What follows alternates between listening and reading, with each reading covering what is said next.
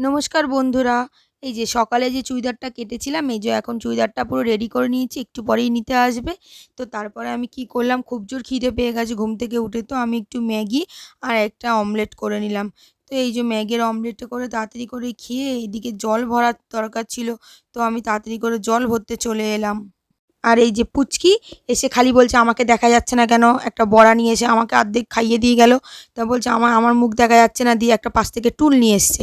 টুল নিয়ে এসে উঠে দাঁড়িয়েছে, দাঁড়িয়ে দেখাচ্ছে কীভাবে খাচ্ছে, নাচানাচি করছে। তো এই করতে করতে গল্প করতে করতে ওর সাথে আমি বাসনটা মেজে নিলাম। তো কালকে আমি যে তেলের প্যাকেটটা কেটেছিলাম, ওটা আমি সর্ষের তেল ভেবে সাদা তেল কেটে দিয়েছি, তা প্যাকেটটা রেখে দিয়েছিলাম। এখন প্যাকেট থেকে দেখি প্রায় 200-র ওপরে তেল পড়ে গিয়েছে, কখন আমি বুঝতে পারিনি। এই যে পুরো তেল, মানে এটা পড়া দেখে আমার তো পুরো কান্না পেয়ে গেছে যে অতটা তেল পড়ে গেছে। এখন হয়তো অনেকেই বলতে পারো যে ওইটুকুনি তেল পড়ে গেছে মানে কান্নার কি আছে, বা এরকম নাটক করার কি আছে, কিন্তু নাটক না। অ্যাকচুয়ালি আমার বাড়ির সব মানে জিনিস কেনা আমার মানে রক্ত জল করা টাকায়।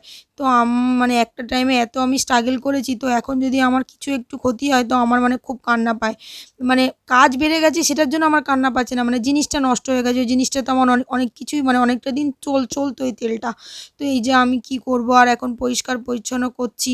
তো একটা সময় এমন গেছে আমি প্রায় 8-10 কিলোমিটার সাইকেল চালিয়ে যাতায়াত করেছি 780 টাকা মানে জন্য।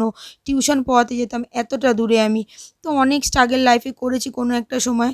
তো এখন ভগবান যেহেতু একটু নর্মাল রেখেছে, তো আমি চেষ্টা করি যাতে কোনো কিছুই মানে অপচয় না হয়। তো তেলটা পড়াতে আমি আজকে খুব মন খারাপ আমার দুপুরের পর থেকে। তো ভাবলাম বিকেলে উঠেই পরিষ্কার করব। এই যে বাকি তেলটা এই যে এখানে ঢেলে রাখছি। তো আর কি করব, অতটা তেল পড়ে গিয়েছে। তো তাড়াতাড়ি করে এই যে তেলটা ঢেলে রাখলাম। এই যে সর্ষের তেলটাও ঢেলে রাখছি, কারণ সর্ষের তেলটার জন্যেই কালকে ভুল করে ওই তেলটা আমি প্যাকেটটা কেটে ফেলেছি। আর ভাবলাম যে ওইভাবেই রেখে দেবো, তো রাখতে তো আর পারলাম না, তেলটা পড়ে গেল। তো এই যে সর্ষের তেলটাও ঢেলে নিলাম। আর বাকি যে একটুখানি তেল ছিল ওটা একটা জলের বোতলে ঢেলে রাখলাম। এই তেলটাই আগে খেয়ে শেষ করে দেবো, তারপরে কি ওই বোতলের তেলটা আবার ধরবো। তো এইসব কাজবাজ করছি, কাজ তো একটু বেড়ে গেল।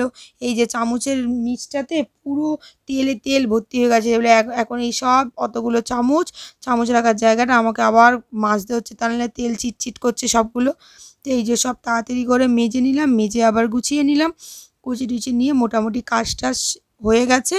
এখন একটু বসবো, একটু রেস্ট করার পরে তারপরে আবার হাঁটতে যাবো। এই যে সব তাড়াতাড়ি করে গুছিয়ে নিচ্ছি। সব কাজগুলো রেডি হয়ে গেলে, ঘরের কিছু কাজ ছিল, ঘরের কাজটা করে এই যে আমরা রেডি হয়ে গেছি নিচে হাঁটতে যাব বলে। তো এই যে সবাই বেরিয়ে গেলাম নিচে হাঁটতে। তো হাঁটা থেকে এসে বাড়িতে এসে আমি খেয়ে দিয়ে ঘরে গেছি, দেখি বিছানার পাশে বড় একটা বিছে, এই বিছেটাই হয়তো আমাকে আগের দিন কামড়েছিল। তো কি করব, আমার হাতের ধারে কাঁচি ছিল, কাঁচি দিয়ে মেরে আমি বিছেটাকে এইভাবে কেটে ফেলেছি। মানে আমি মারতাম না, মানে বিছে তো, তাই জন্য আমি ভয়েই মেরে দিয়েছি, মানে কি করবো ভেবে পাচ্ছিলাম না। তো তারপরে কত রাতে ঘুমিয়েছি। তো ভিডিওটা আজকে এখানেই শেষ